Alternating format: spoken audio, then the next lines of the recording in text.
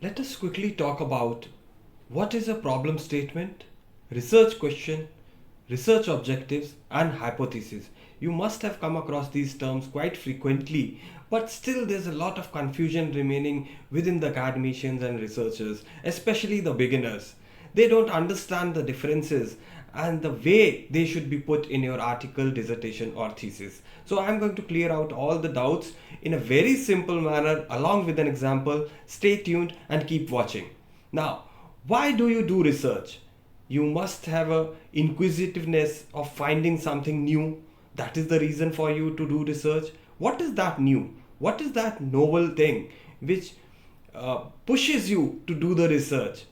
It is the gap, the limitations prevailing in the previous research. So that is why it is recommended that you do extensive review of literature to identify the research gaps before you go on to frame your topic of study. When you do extensive review, you get to know the gaps in prevailing literature, and wisely you can form your problem statement. That is something what you want to do. Second is research question. After you have framed the problem statement, let us take an example over here to understand it better. Say the problem statement is you found that there's a large amount of Generation Z individuals who are continuously using their mobile phones for online purchases. Does it lead to anxiety? There's a question in your brain. So you have this question that does it lead to anxiety or any other health disorders in them? So this is a problem statement. Based on this problem statement, you specify the research question as use of mobile phones for online purchases leads to anxiety or not. Does it lead to anxiety or not? So that is your research question. Now once you have framed the research question, you have to devise the research objectives. Objectives are specific measurable goals, actionable goals on how you can answer the laid down research question. Based upon your research question, you will devise the objective. The objective is to find out the impact of increased mobile use on the anxiety levels in Generation Z individuals.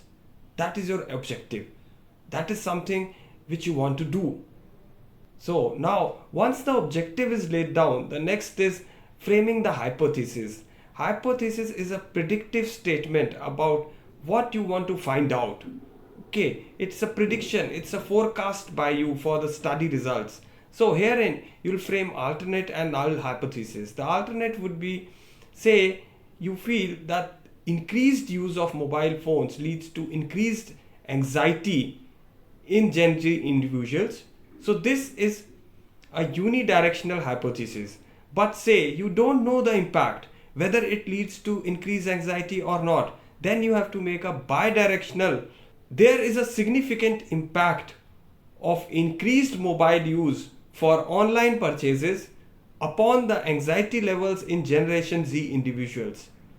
Herein, you have specified a significant impact, but you don't know whether that impact will be positive or negative. You will get to know the results through the analysis of the data which you have collected.